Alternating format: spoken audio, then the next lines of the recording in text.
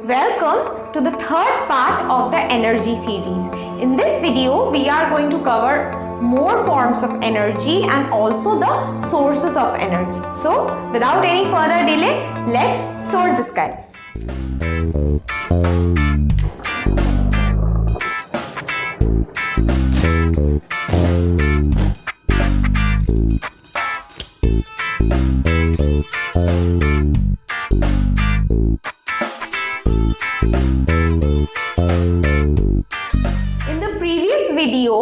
We have discussed about kinetic energy, light energy and heat energy. In this video, we are going to talk about energy forms like electrical energy, magnetic energy, chemical energy, sound energy, and also about the various sources of energy. So let's start with the first form of energy, that is electrical energy. What is an electrical energy? The form of energy that is created due to the existence of electric charges. Okay, so the form of energy that is created inside a body due to the presence of electric charges, both by moving charges and by stationary charges. Charges means either positive or negative. Due to the presence of both charges, whether it's moving or it's stationary, the electricity or electrical energy is generated. Now, let's talk about a little bit regarding this matter. We all know that matter is consisted of fine particles called atoms, which are the smallest particle of every matter. Every atom consists of protons, neutrons and electrons, as we already know. Now these electrons, they are always moving. They are outside the nucleus in their own orbits. They are always moving. Due to the movement of electrons, which are actually negatively charged, this creates the electric current. The flow of negative charges, that is electrons, creates the electric current. So the moving form of electricity, the electricity or electrical energy that is created by the moving charge is called current electricity or electric current, and the electricity or the electrical energy that is created by the stationary charge, that is known as static electricity. These are two distinct forms of electricity. Now, if you want to go learn deep about the electricity chapter, I will provide the link in the description box as I have covered it in details as a chapter.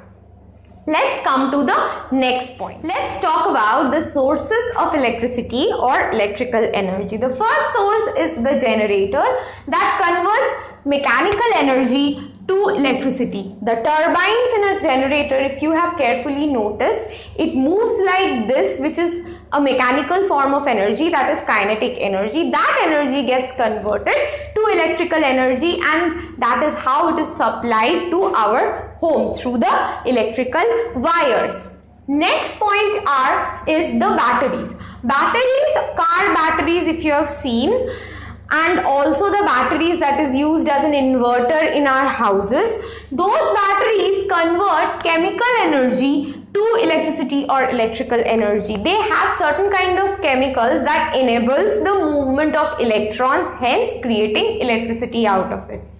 The third point is the renewable sources. Solar cells can be directly converted from the solar energy via the solar cells can be directly converted to electrical energy, and from the windmill again the mechanical energy, the rotation of the windmills can create or convert mechanical energy to electrical energy. What are the uses of electrical energy? Electrical energy is used to run various electrical appliances such as TV, computer, you name it.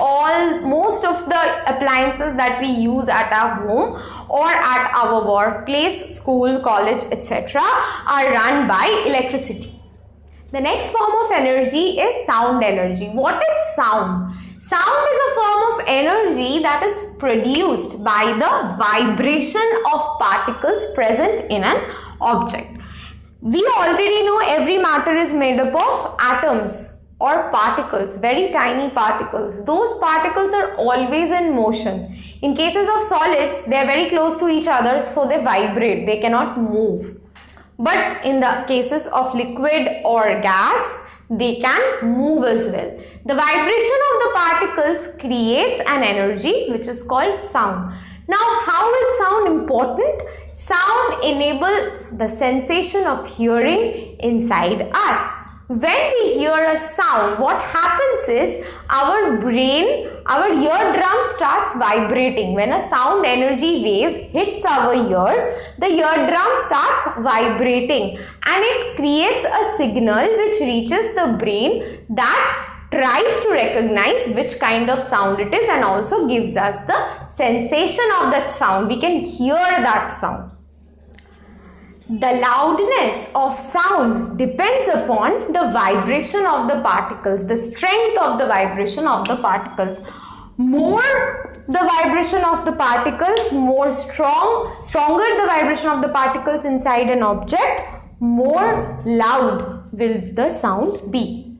It also travels in wave pattern like this. Wave pattern. Sound travels in the form of waves. It also requires a medium to pass. As I told you, sound is created by the vibration of particles inside an object. So if there is no object, if there is no atoms, no particles, there won't be any sound. Sound waves won't be able to pass through it. So it requires a medium to pass, and unlike light, it cannot travel in vacuum. These are very important points. Please isko note down kar lijiyega. The human audible range, the range through which we can hear, the lowest is 20 Hertz and the highest is 20,000 Hertz. The lowest frequency through which we can hear the sound is 20 Hertz and the highest frequency which we can hear is 20,000 Hertz. There are few animals and birds who can hear lower than the human audible range, also higher than the human audible range. Sound can travel best in solids and then liquids and then gases. The vibration, the strength of vibration of the particles inside a solid is maximum due to the least intermolecular space. So that's why inside a solid the sound can travel best. So that is also the reason why we can't hear any sound in space, because space is vacuum and sound can't travel through vacuum. The next form of energy is magnetic energy. What is magnetic energy? Magnet is basically a material that can attract certain particular metallic objects or metals towards itself. For example, iron, we very well know, gets attracted by magnets. Also cobalt, nickel, etc. These metals gets attracted by a magnet very easily. Now, these metals which gets attracted, they are called magnetic materials. So, if the definition come, what are magnetic materials? You will write the materials that gets attracted towards a magnet are called magnetic material. The third point is they create a kind of force field around them. If you put a magnet, the space around the magnet, a particular space around the magnet is the particular place where you can feel its attractiveness. The iron or nickel, whatever is getting attracted towards a magnet, it gets attracted only at a particular space or place around the magnet. That particular place is known as magnetic field. They create a force field around them known as magnetic field. So this is the definition of a magnetic field. The energy stored inside every magnet is called magnetic potential energy. The energy that is stored inside the magnet that enables that attractive force by which the magnet attracts the magnetic material is known as magnetic potential energy. Magnets are very useful in many ways. I treated the entire uses and various types of magnet in the electricity chapter. Please check the comment section below. The last but not the least form of energy that we are going to discuss today is chemical energy. It is a stored form of energy that we can store first and then we can convert it into some other form of energy and use later. So, Chemical energy is a stored form of energy that can be used and converted to other forms of energy. The best example would be the batteries. The batteries contain certain chemicals which undergo reaction in between themselves, and after that the chemical energy inside them is converted into electrical energy, and with those batteries we can run our cars' horn, lights, or if the batteries are bigger in size we can use them as a generator or inverter inside our house. We can use them when there is a power cut and we are in dire need of electricity. The second form is the solar energy that is trapped by the plants during the process of photosynthesis. They convert that solar energy into chemical energy inside their body by certain chemical reactions, and that chemical energy helps to produce food inside their body. What are the sources from where we obtain energy that we require in our day-to-day life? There are various sources of energy, both renewable and non-renewable. Renewable sources of energies are those that can be replenished. Even if it's completely used up, we can again replenish it as it comes from the nature, and it is so abundant that it will get filled up by the nature only. The examples would be sun. From the sun we get the solar energy. Solar energy is abundant as the sun gives us so much of heat energy, light energy. So the solar energy is abundant. So what we do is we trap that solar energy into batteries or generators or certain devices that traps and converts that solar energy into electricity, so that from there we can run our electrical devices. Nowadays many normal households also getting solar cells which can trap the solar energy instead of using the normal electricity.